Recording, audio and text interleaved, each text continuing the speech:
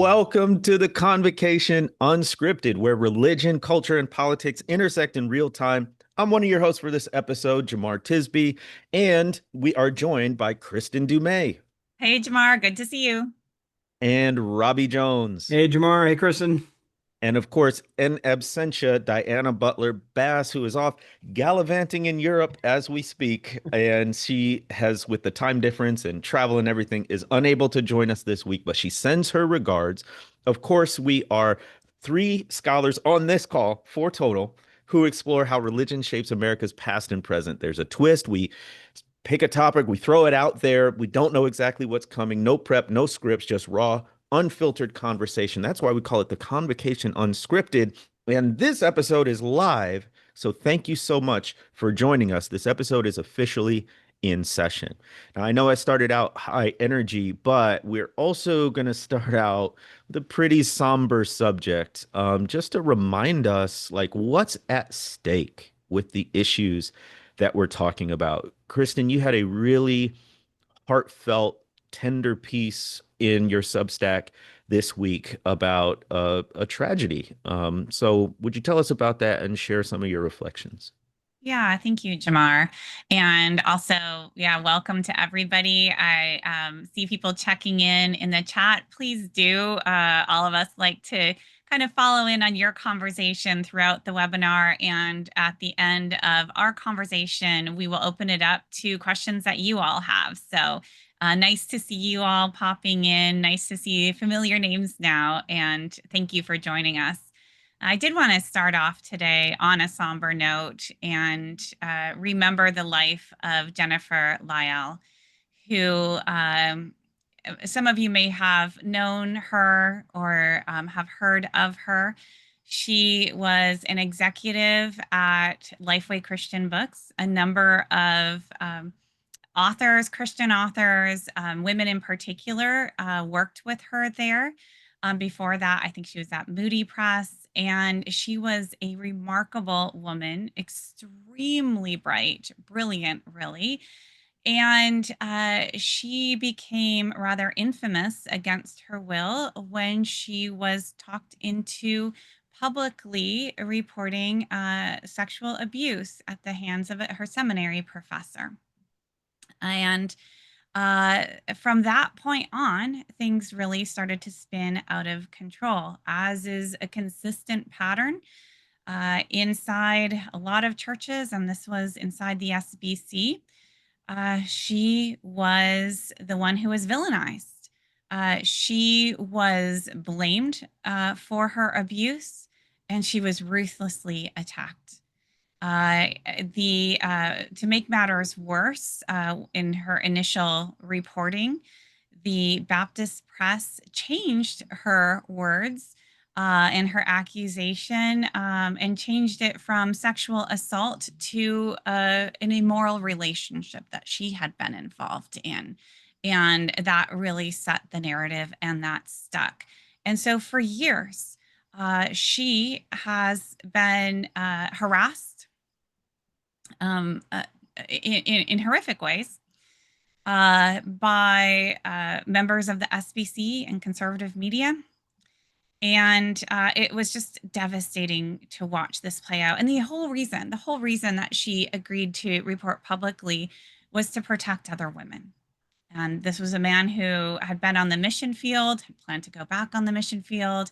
There is a report from another survivor who makes a very similar claim against him. As I understand it, he fought to keep that out of the public view. It's a terrible story from start to finish. Last week, she suffered a series of massive strokes, and she had been suffering from various health problems since she had reported and since she had just gone through the gauntlet. She actually reached out to me 3 years ago.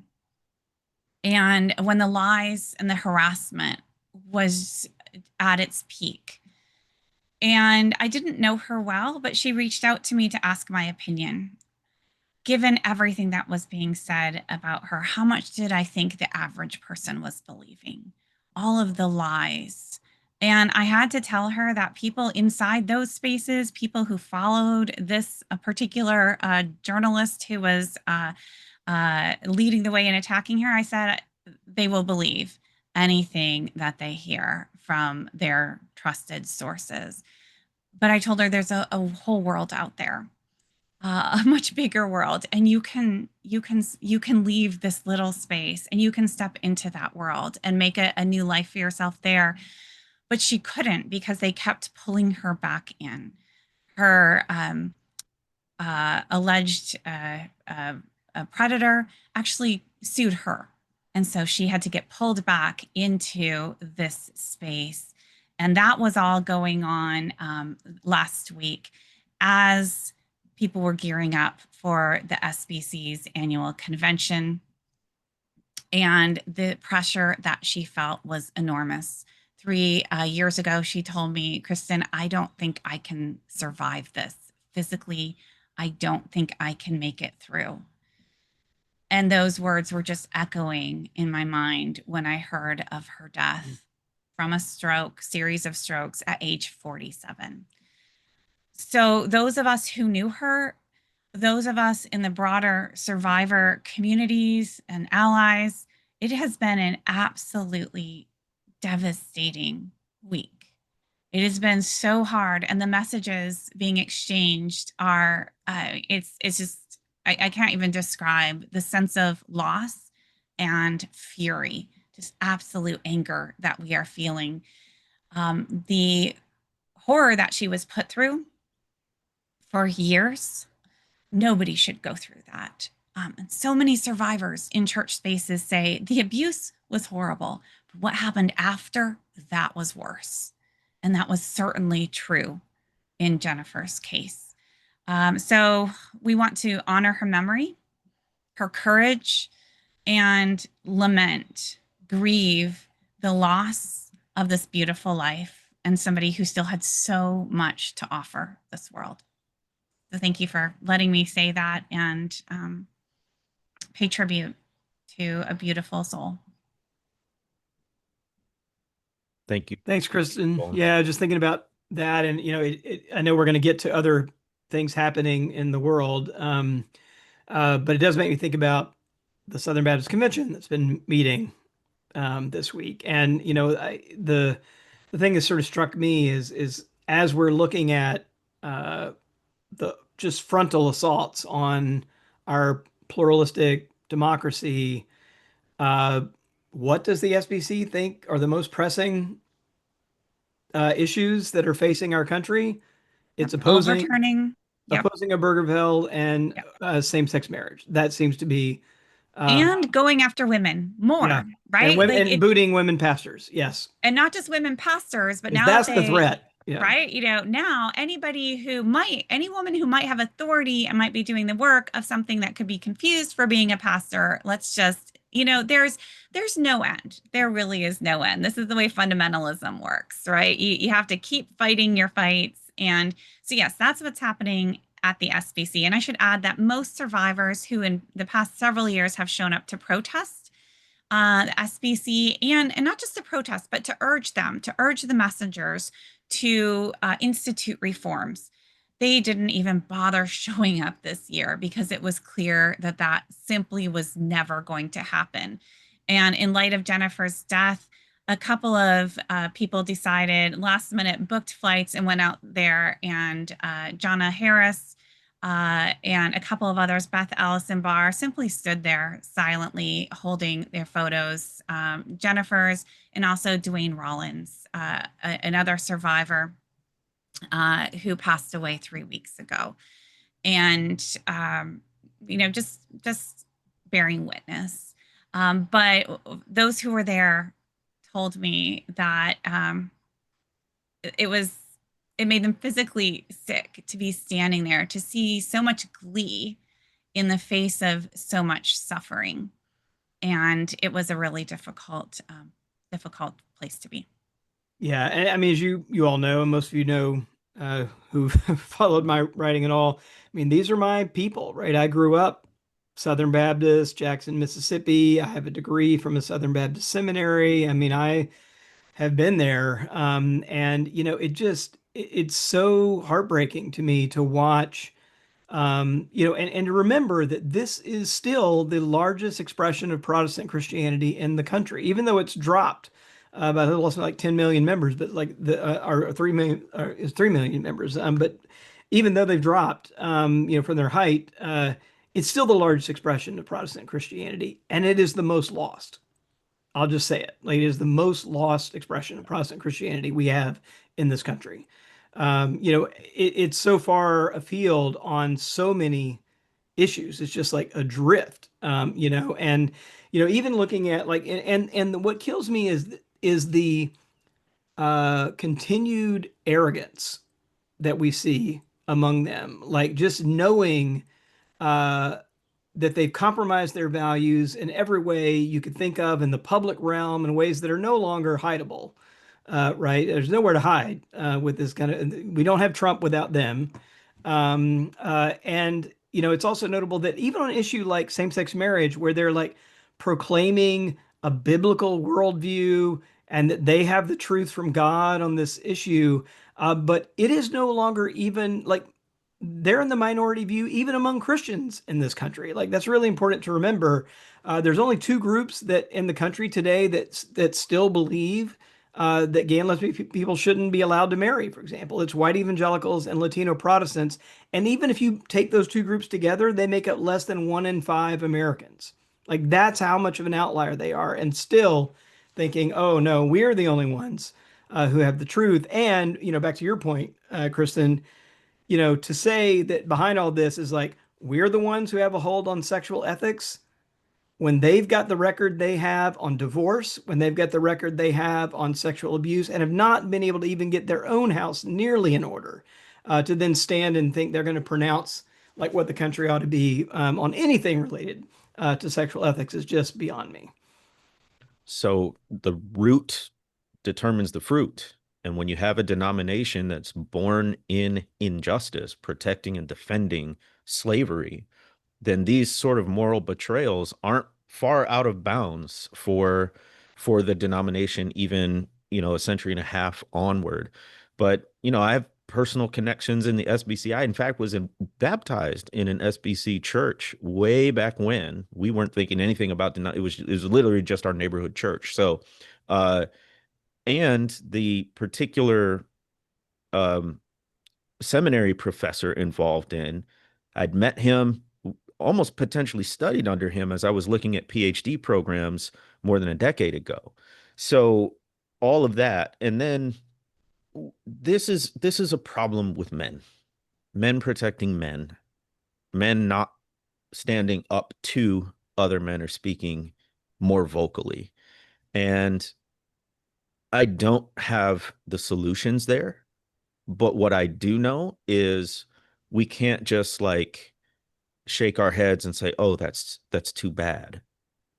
We, as the men who are part of the group that's causing the problem, in a sense, also have a responsibility to speak up and to say this isn't okay, and not in the name of complementarianism, if you believe that stuff, and certainly not in the name of Jesus or scriptural teachings on any of this stuff. So I am more than grieved. I am incredibly angered by this. And then, as you say, Kristen, people still gleefully meeting, not even thinking about this. And these people so affected that they would interrupt their lives and go and just be a faithful presence there. It shouldn't just be them, and it shouldn't just be women. And so I just think we need to articulate and verbalize that. And guys, this is not good enough. It shouldn't be happening, and we need to step up.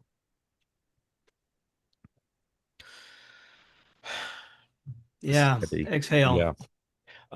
But this is it. This is why we do this, because at the end of the day, when we talk about the statistics, when we talk about the current events, when we talk about the headlines, there's a real human impact here.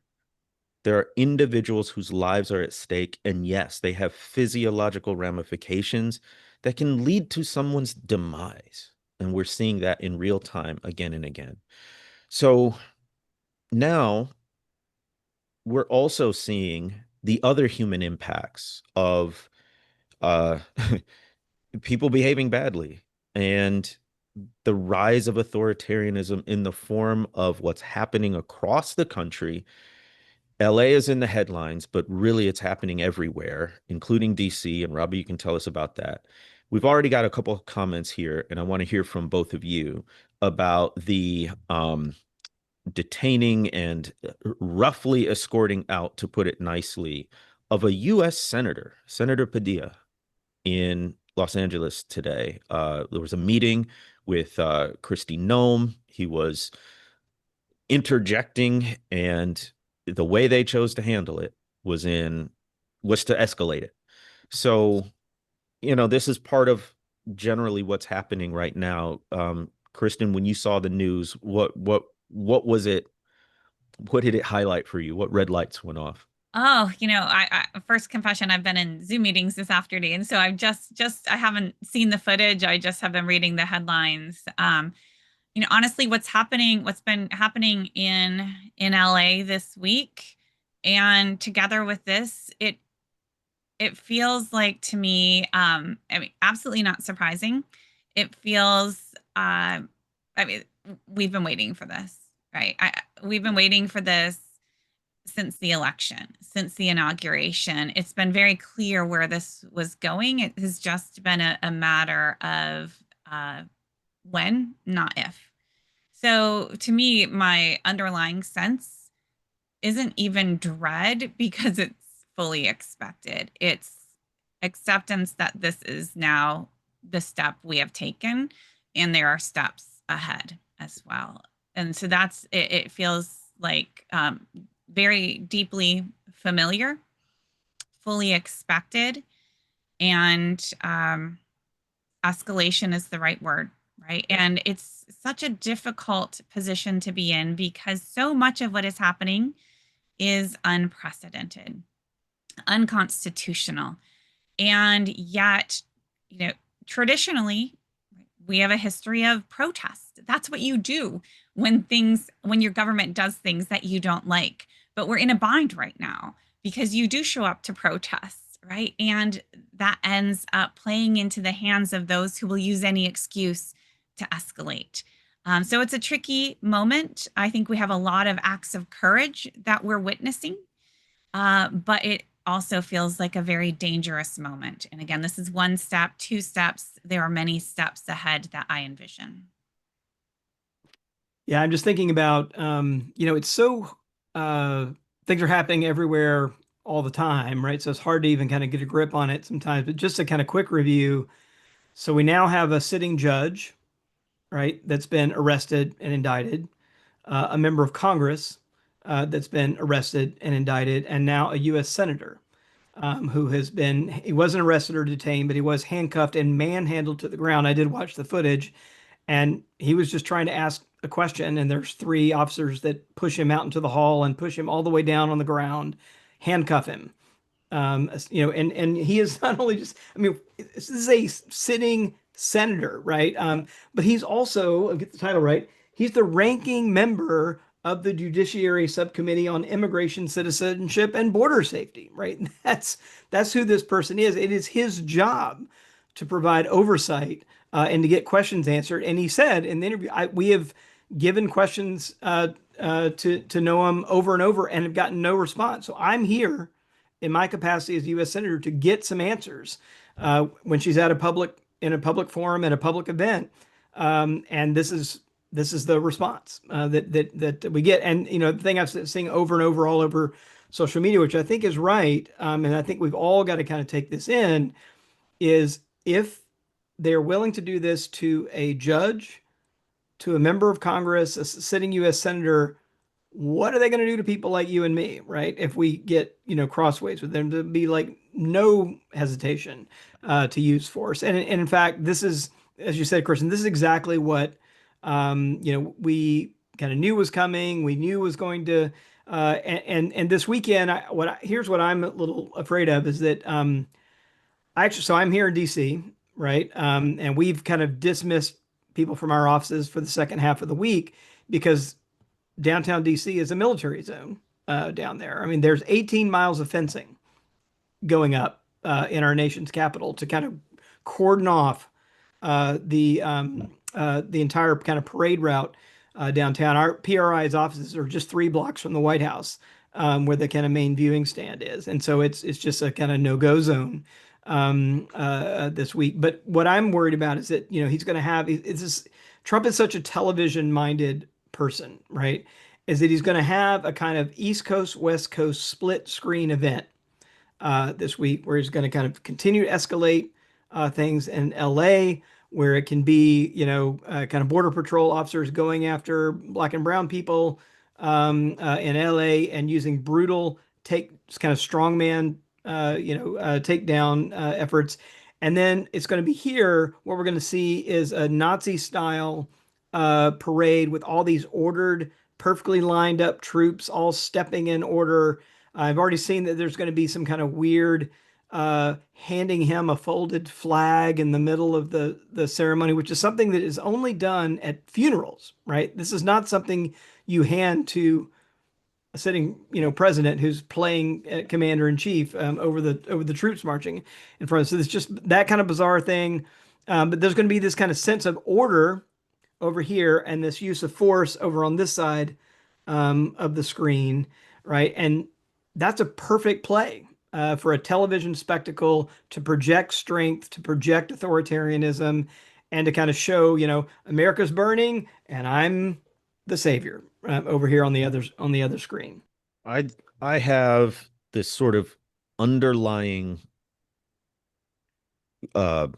undercurrent of frustration that peaks every now and again, like right now. And Robbie, you describing that split screen, and he's going to use it as an excuse for more militarization and more escalation. See the chaos over here. Yeah. See the order and the strength over here. We need to transpose this order and strength on this supposed lawlessness. And Hegseth has already said he's going to do that, and they wrote the order broad enough. It's not just that order that deployed the National Guard doesn't mention California. No, it's nationwide. It's already coming to a city near you. Yep. I don't know if you saw Gavin Newsom's speech yesterday, day before. I'm not usually a huge Gavin Newsom fan.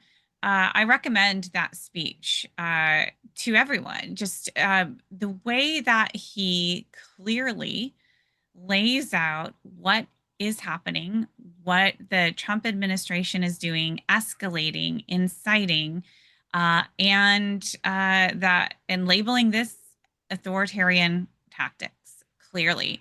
It's really helpful. And it struck me how, despite all of the things happening all the time and all of the media coverage of this or that, how little I'm actually hearing that level of clarity of naming this, again, like what you were doing earlier, Robbie. We have a judge, right, who's been indicted. We have a sitting senator, right, dragged down in handcuffs. We have the military being deployed against U.S. citizens. Robbie, I remember you talked about bright lines. That was back in the fall. Yeah. Right after the election. What are our bright lines? These are some bright lines. And it in all of the flood the zone, right? The clarity, I worry, is being lost. I mean, those who are tuned in here, we get it, right? You're here because you are tuned into these things. But in the general public, I worry that there's too much horse race coverage. There's too much kind of following this little piece and that little piece and not understanding the big picture and not laying out exactly what's happening, exactly how unprecedented this is, and just calling it out as illegal, as unconstitutional, and as dangerous, right? That message I'm not hearing as much as we ought to be hearing it. Can we talk about narrative too? Because I also think that, again, people on this call understand illegal, unconstitutional. It's a dark road that we're on and getting darker, right? Is that the messaging that's effective to raise the alarm, even for folks who are not MAGA, but may not be tuned in. Um, are there talking points? Are there bullet points that we need to hit? And I'll give you an example. Just again, the brilliant propaganda, the brilliant, if malicious propaganda on the right. This massive bill that they're trying to get passed is not called something technical and legalese and bureaucratic. It's referred to constantly as the big beautiful bill. And if that ain't, the most sort of disingenuous, right? But it's memorable. Like, and are there ways that we can talk about what is happening now to sort of raise not only awareness, but the level of alarm and get people? Any thoughts on that? I don't have the answer, but I know it's got to be simple, punchy, repeated, and true. We're constrained by the truth on this side. It's a constraint that they don't have. I'm at a loss, Jamar, because one thing that is apparent to me is that when we use these words and unprecedented, unconstitutional, illegal, right, they connect with some people and they don't connect with others. They connect with people our age and older, to be frank. They don't connect very well with 20 somethings and with college students and with high school students, right? And what occurred to me is that for people in college, for people even in their 20s, like Trump is all they know, or the Trump era of politics, right? They came of age into this. He's been around for a long time now. We're about at a decade, right? So you look at people coming of age in 2015, 2016, they're in their late 20s now. This is normal to them. And it's folks who've been around a little longer, like, the three of us and, many of our listeners who understand this is chilling. This is not at all normal, right? And so I don't know how you kind of cross that divide. I don't know what kind of messaging reaches these folks, because my goodness, over the last 10 years and over the last 5 or 6 months, we've had all sorts of things happen that ought to have alarmed various sectors of this country. And yet here we are. I don't know how you do it. Yeah, I will say that I had a conversation earlier this week on my White Too Long Substack author salon with Ruth Ben Git, and who's the author, if you don't know, of Strong Men, a book that I would highly recommend. She surveys 100 years of authoritarian examples from Putin to Mussolini and all the way up to Trump, and kind of pulls out these patterns.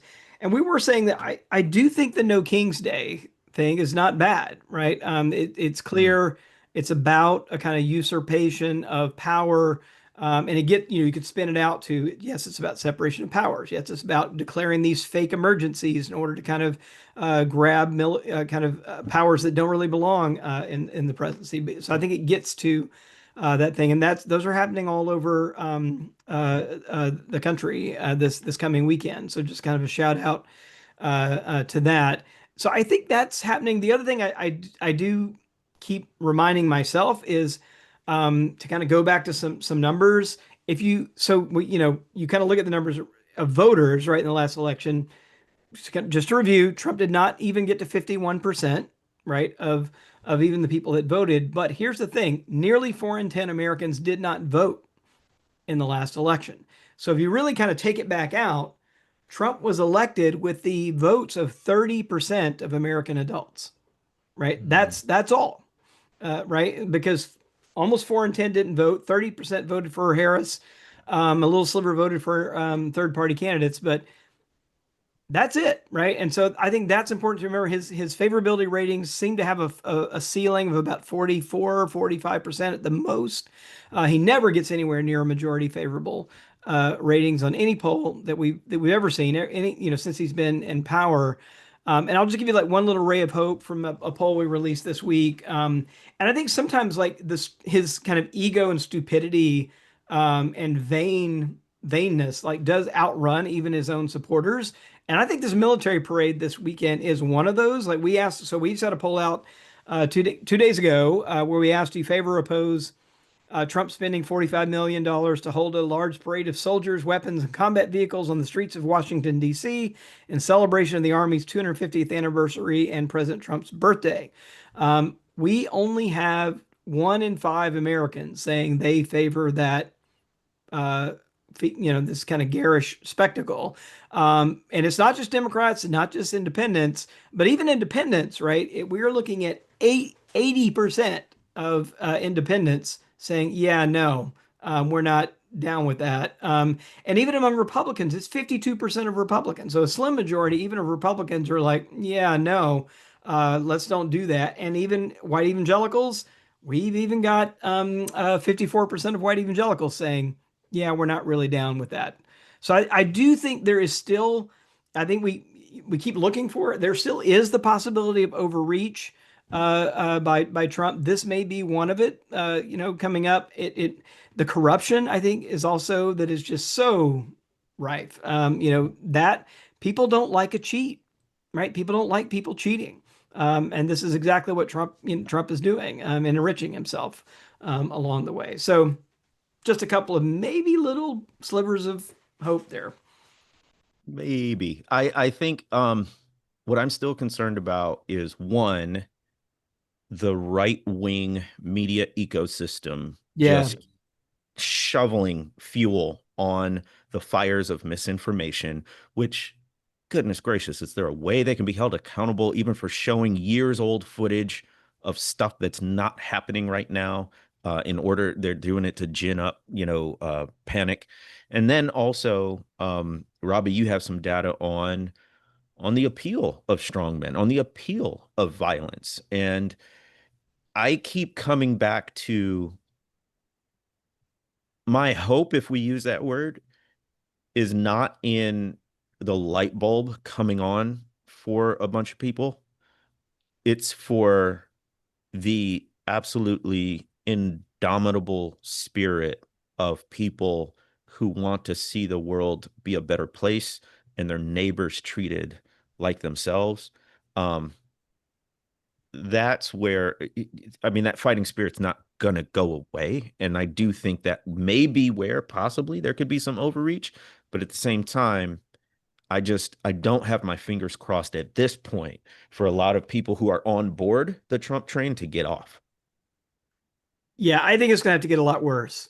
I do, just to break through because I think it's hard. It's hard. I live here in DC, really inside the bubble, right? And I think it's hard to kind of remember, but my parents, my brother, my siblings all still live like in Mississippi and Alabama, and when I talk to them, they're like, "Oh, wait, all these people that have been like laid off because of the kind of dismantling of our government, and oh wait, you can't get to your offices because there's soldiers downtown on the streets of Washington in tanks."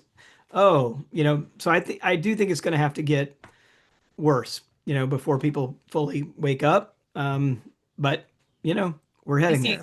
I see a question too. So it needs to get worse, but when is it too late? This is Yeah. exactly, I live in this space all of the time, right? And when I wake up early in the morning and that's the conundrum, right? Knowing it apparently has to continue to get worse because here we are and here we still are. But then that haunting question, when is it too late? Yeah. Right. And with every infraction, with every step this administration is undertaking to kind of destabilize, to cross those lines, to cross another line, to further incite, and then to lock things down, right? When is it too late? I don't know.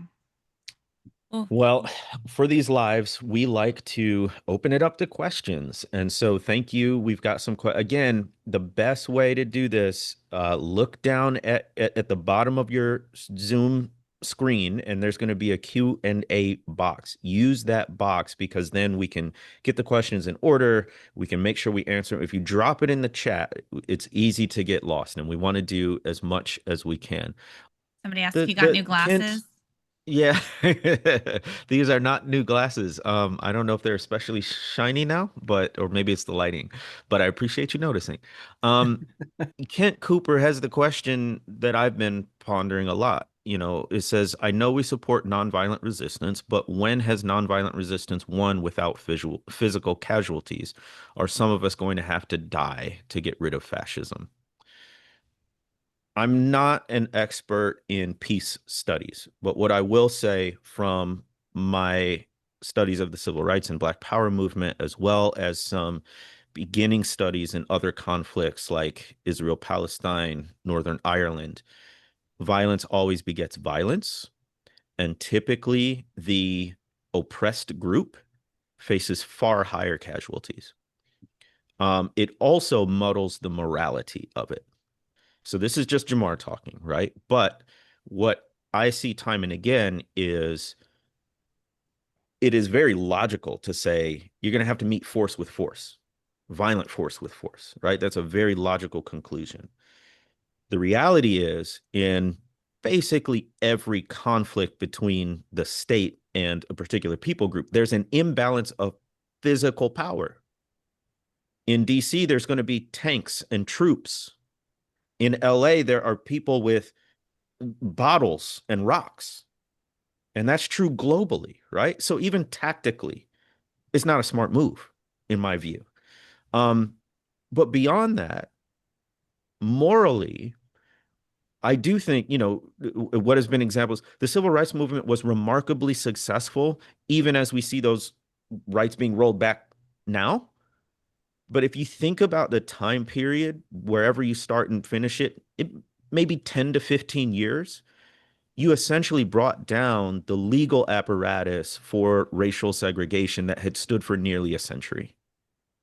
And you did it primarily nonviolently. That is remarkably successful, so much so the proof is the fact that people groups across the globe look to the US civil rights movement for patterns and examples. Now, what we need to do, and I think what's sorely lacking in this generation, partly because of our historical illiteracy, is understand why nonviolence was crucial to that, and understand that nonviolence does not mean passivity. Nonviolence does not mean you just sit back and let stuff happen. It actually is very confrontational. It provokes a confrontation in order to highlight injustice. But that takes a level of training and discipline. And I am working right now on an opportunity for my Substack subscribers, and I'll surely let the Convocation folks know, for nonviolent resistance training coming up, God willing, in July. Like, we need to study this stuff. So that would be my response. I'll take up like one thing that Richard brought up in the Q&A here about, I mean, he says, do you think America may be different than a place like Germany in terms of fascist takeover due to the huge geography in our system with state governors? And Ruth and I actually talked about this Tuesday night. I do think that is maybe one of the safety rails that we have, is that we don't have a single state party yet. We do have governors, right, that are not all kind of in one basket. Newsom's one of them. I saw Shapiro in Pennsylvania saying, look, we're ready if this attempt kind of happens in Pennsylvania and other places. So I think that does help us, that we're a big country, we're a diverse country. The kind of state governorships do have some power. But what we've seen here is, I think the strategy is this: in the same way that when Trump went after education, higher education in the system, he went after Harvard straight out. He didn't pick something kind of lower tier down the, might be easier pickings. He went straight to the top and tried to kind of decapitate from the top. I think that's the reason why he's in California, right? California is the largest Democratic state. It's got an economy bigger than many, many countries, right? It's a huge economic power engine of the country. And so I think his kind of, and just to kind of remind everyone, right, what's so unprecedented is that the National Guard are not there at the request of any local authorities, right? That has been the kind of precedent before, that the governor can ask for help, and then the federal government sends in National Guard troops. But this is like over the objections of the mayor, over the objections of the governor, that overreach and that kind of, this is a dress rehearsal, right, in California. We should really be thinking about it that way. And so it's testing the waters. And if he can succeed in the most, the strongest Democratic bastion state in the country, then there'll be a blueprint for steamrolling everywhere else. So I think it's why it's so important that the protests happening in California remain nonviolent and remain, active, because this really is his sort of stress testing the system. I see a question here from Julie. She said, hearing the podcast Hidden Brain about addiction to revenge makes me wonder about what we're experiencing with MAGA revenge. Could we ask psychologists for help too? Just wanted to say amen to that last point. I feel that over and over again, and that's why I get a little hesitant in spaces like this where we're all, we're brainstorming, what can we do? What should we do? My expertise is as a historian, it's analyzing the past. When it comes to techniques that we should use to pull people from the MAGA movement, to challenge the messaging, to challenge the propaganda, right? To protest, all of these things. Like, there are certainly lessons from history. And I think, Jamar, you're absolutely right to point to the moral power of nonviolent protest, because you're not going to be able to outpower the US military, but never underestimate the power of an image, right? Yeah. That there are enough people in this country and around the world who are able to see aggression and violence and recognize innocence and recognize, right, that something is deeply wrong there. And another question in the Q&A was, okay, nonviolence, does that mean some people are going to have to die to defeat fascism? Generally, the answer to that has been yes in these cases. And that is the strength of nonviolent resistance, the courage and the willingness not to commit violence, but the willingness to die for a cause, which is not something I'm eager to take on. I don't think any of us are.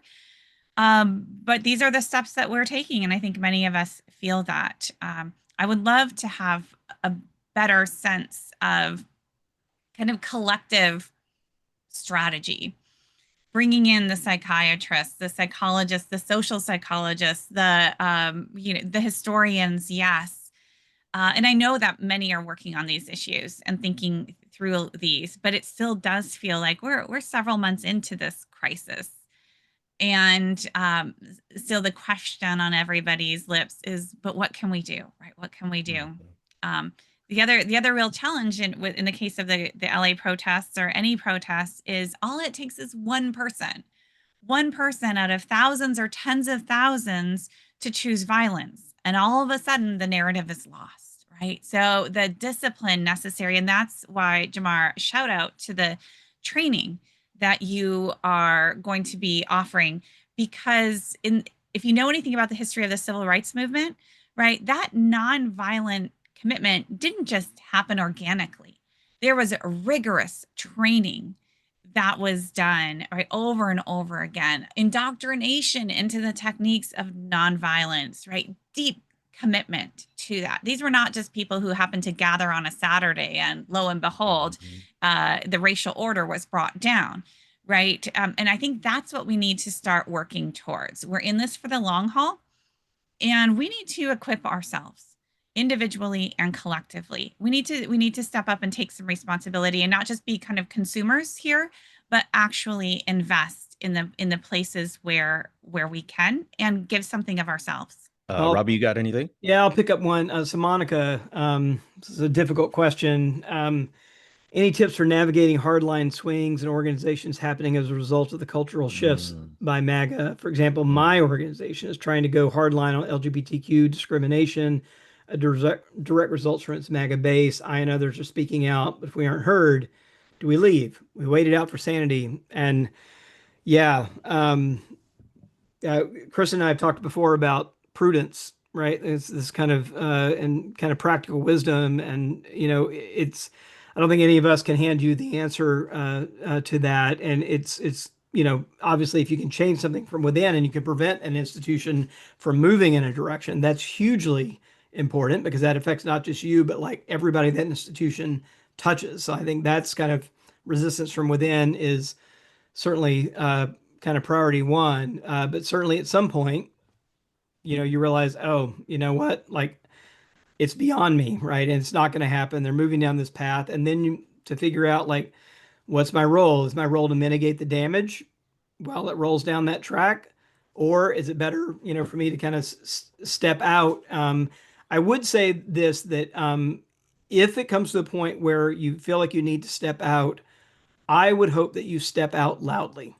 That is really important. So, if it does get to the point where you feel like I can no longer morally, theologically, spiritually stay in this space, I wrote a piece a couple of weeks ago about the Episcopal Church that was asked to play this role in what I've called Trump's white supremacist morality play, with resettling Afrikaners, white South Africans, over putting them at the front of the line, over even people like Afghanis who've been in line for years, who helped us, right, in Afghanistan.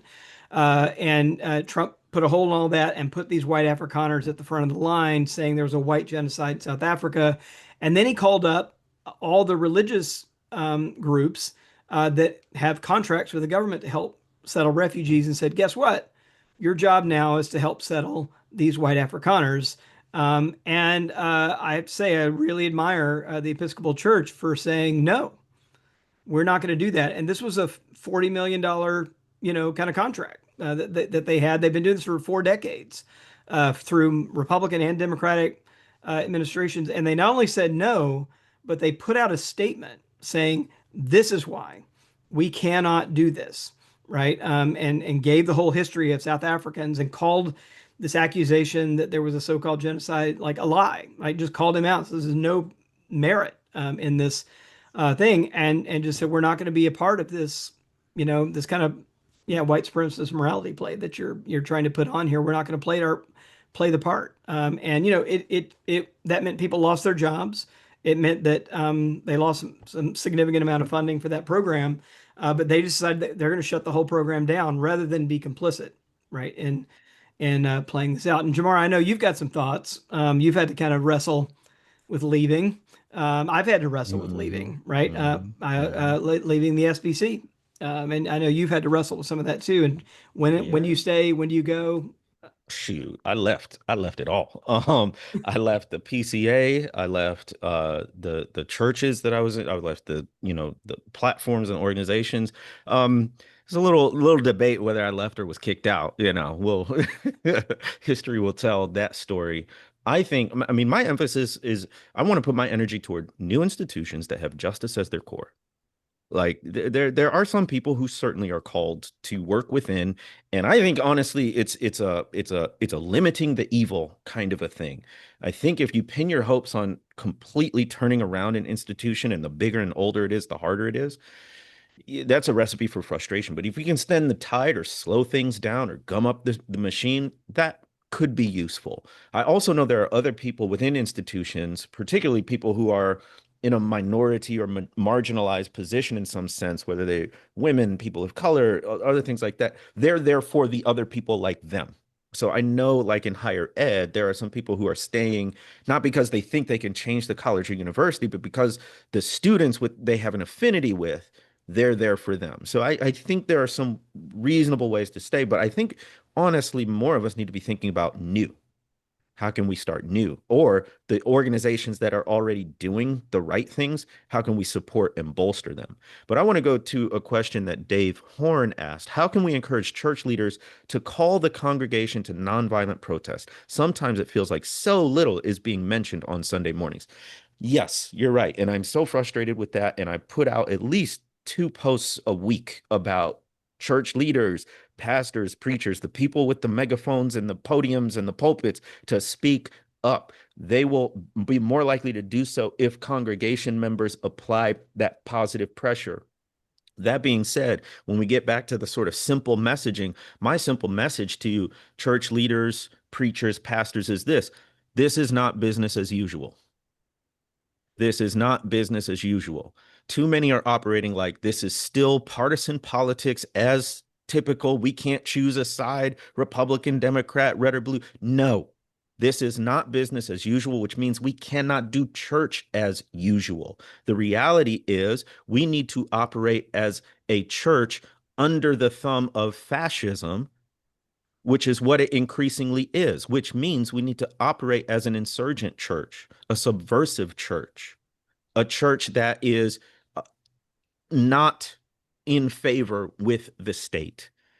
And even on a micro level, a church that is concerned about the people who are on the margins.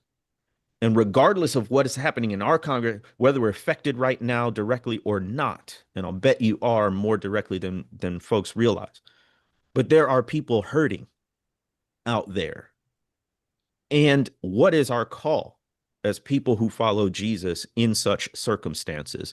So, speaking of building up or leaving, if they're not speaking up now, maybe they will if enough goes wrong soon. But I think at this point, if it were me, I'm asking, why am I still there? You mentioned the South Africa situation, Robbie, and I want to give a shout out to a friend of mine, Gideon Strauss, who started a Substack series weekly now. He's South African, and he is writing on Christian nationalism from a South African perspective and applying it directly to what he sees playing out now. That's over at the Substack hosted by the Institute for Christian Studies, which is one of these institutions that is committed to justice and committed to sticking their neck out right now. And so I linked to it on my most recent Substack piece, but highly recommend. I'm looking forward to that. And he's going to be posting for several weeks on connections and deep connections and parallels that he sees between the South African situation and what's happening in the United States right now. And also, I'll just grab this question from Kathleen. Will we see another Tiananmen Square in DC on Saturday? And this comparative approach. I can't answer that question, but I will say that I was just at a friend's house for dinner. He's from China, and he works as a journalist. And he brought up, over dinner, that this feels like 1980s China. It feels like you live in fear over what you're going to say, and if you do say something, is it going to come back to haunt you? And it was quite startling to hear him draw that direct connection and the connection to Tiananmen Square. There was a question there about books to read, and it was more about like restoring and what comes after this, but I'll just throw in my 2 cents. It's not so much about what comes on the other side of this, whatever that looks like. But I would highly recommend reading or rereading Martin Luther King Jr.'s Where Do We Go From Here? Chaos or Community. That was his final book. It sort of laid out his vision for what could be. And I think that's so important that we not just resist and react to what's happening now, but we have a positive vision for what we want to bring about. So I think that book, Where Do We Go From Here, is really good for that. The other one is the book that MLK carried around with him very frequently, which is Howard Thurman's Jesus and the Disinherited. Super short book. You can read it in 1 or 2 sittings. And it's what I love it. Howard Thurman is a mystic, so he's very spiritual, very poetic in the way he talks and writes, but he's also very grounded in the realities of injustice and imbalances of power. And he says, essentially, we should be on the side of the disinherited. That's what Jesus did, and how do we model that life? So I think those are 2 books that sort of bolster our resolve in moments like these. I'll throw out one. Eboo Patel's book, We Need to Build. Field Notes for a Diverse Democracy is one I throw out there. And I just want to second, Howard Thurman's book, which I think was written in 1946. I mean, it's way back there, right? And it was the book, that you mentioned that King carried around with him and went back to time and time again. And just on a personal note, it's the one book that when my son was going through a coming of age program, my wife's Jewish, I'm Christian. We were each going to give him like one book to read from our respective traditions. That was the book that I put in his hands to read, because I thought if that's the Jesus he like really locks in on, it will serve him well. And Mm. it'll also serve as kind of antibodies in his system for the white Jesus that he's going to end up encountering, just from the kind of general culture, which resembles very little the Jesus of the text. There's a question sort of directed at you, Kristen, from Paul Yeah, I see down it. at the bottom. Okay, Yeah, the if you question is if there's a mood on campuses like Calvin. Paul says, I know it used to be a fairly apolitical mood when I was there. Is what's going on now stoking a bit of fire or still a lot of apathy? So I don't have an immediate read on this. I was at Notre Dame this past year, and so I wasn't really on campus much. And although I'm on campus a bit, the students really aren't there. But what I was seeing before was exactly what you described. A lot of apathy. And these aren't bad people, right? These are lovely people who are going about their day-to-day lives. They're studying for their tests, they're investing in clubs, they're, connecting with friends. They're doing all these good things, but largely unaware of this political moment that we find ourselves in. Again, it feels to me like a sense of an inability to recognize what this moment is and what this moment calls for. That was certainly my sense when I was on campus. I have not seen anything to change that perception, with some exceptions. So there are a small number of students that I've connected with, who have connected with me, I should say, who are deeply concerned and who are deeply disturbed at their classmates' lack of concern.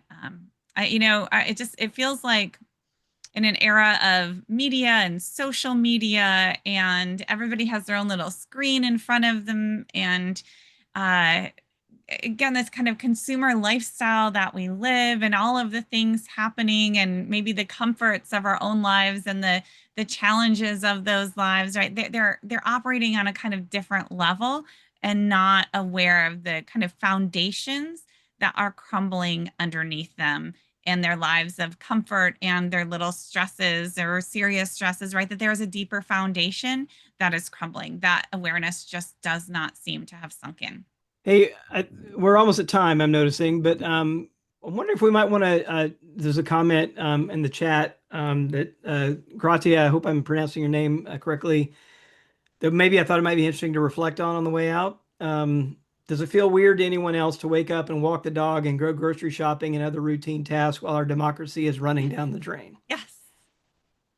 Right. I just blame students for that. And yet we all do it. We all do it. I will say that the morning after the election, when I pulled out of my driveway and just drove down the street, and the sun was shining and everybody was just going about their lives, it felt to me like a dystopian reality. Like it just felt so deeply wrong. How can we just go and do the next thing when this just happened and when we know what's happening next? And so, yes, all I'll say is I'm feeling that too. And I go back and forth.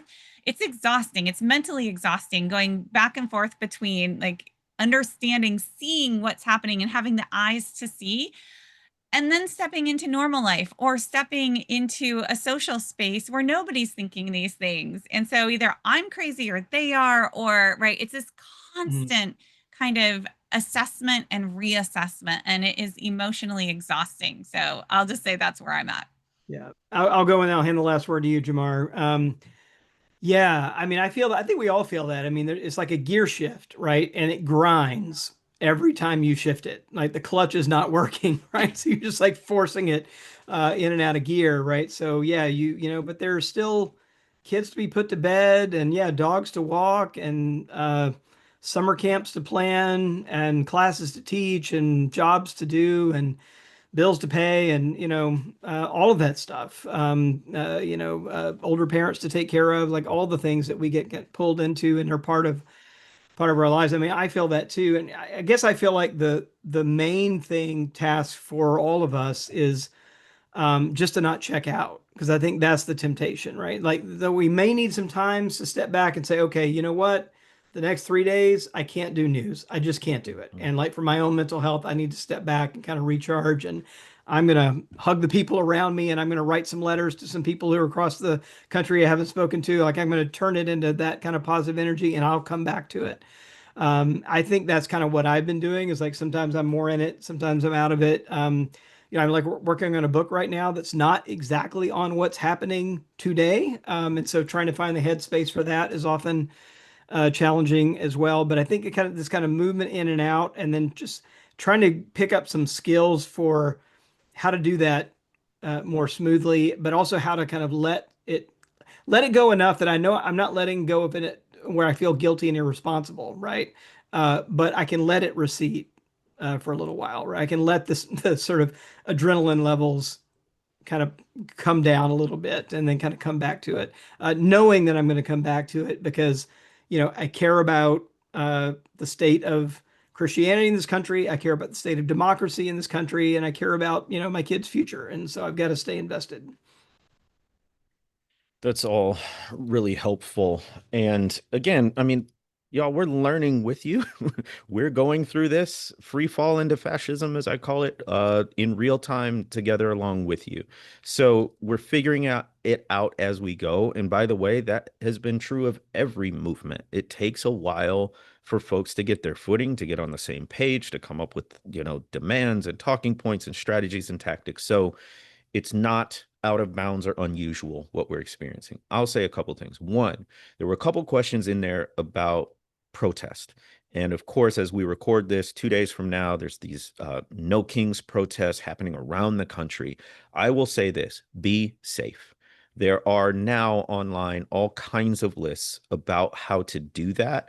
One I read recently was the gray man approach to protesting, which means to be completely unremarkable, not to wear t-shirts with slogans, monochromatic, not to stand out in any way that could get you identified and singled out. I think that's really helpful stuff. There's stuff on there about how to neutralize tear gas. There's stuff on there about what to bring in terms of in your backpack and how to secure your cell phone. All of that stuff is real. This is not protests as we've seen them even in the past several years of big gatherings of people. We go out, we do our thing. The danger level is relatively low, and we go home and we feel good about ourselves. Now, especially in certain hotspots, protest is dangerous. So take the necessary precautions, stuff that we haven't really deeply had to think about unless you're an activist on the front lines more vocationally. The second thing I'll say is protest always includes rhythms. So there's going to be rhythms of vigorous activity like this weekend, and there's going to be times where you're slowing down, doing the mundane things, attending to life, which is also a form of resistance. I write about this in The Spirit of Justice. Things like having a family, writing music, just persisting and surviving in the face of all kinds of repression and oppression is a form of resistance in and of itself. So we shouldn't feel guilty about that, is what I'm saying. Back to the human toll of this. We're talking about Jennifer Lyell. We're talking about Martin Luther King Jr. In his autopsy, he was killed at 39 years old. The person who did his autopsy said he had the heart of a 60-year-old because of the threat, because of the stress of being at the forefront of the civil rights movement for more than a decade. And I think that we should learn from that. And what is the lesson we should learn from that? Not that we should kill ourselves in the pursuit of justice, but that we should somehow learn to persist in the pursuit of justice, which is going to take rhythm. And then lastly, I'll say this. Never underestimate the impact of small, consistent actions. When we look at the landscape, we want to think about the White House. We want to think about Congress. We want to think about a massive city like LA, right? And what can we do? And everything we do seems so small and ineffectual. Well, yeah, it is on the grand scheme. We can't do it all, but we're not being asked to do it all. God never asked us to do it all. God tells us to do what is in our hands to do. And so if that's providing a meal, if that's calling senators and Congress people, if that is sending an encouraging note to someone, if that's prayer, every big movement that we now admire in hindsight started with something small. So you never know what is going to happen with the seeds you plant now and the fruit they may bear in the future. And if you don't plant that seed, maybe no one else will. So do what you can. Y'all, thank you so much for tarrying with us today. These are difficult days, and we need each other. You help us as the host of this show more than you know. Thank you so much for your fellowship, and we hope that this has been a little dose of sanity for you all. And on behalf of me and my co-host, thank you for joining the Convocation Unscripted. Please, please, please do subscribe to Convocation at Substack.com and our individual Substacks, which are in all the show notes and on all our bios. We'll see you at the next Convocation.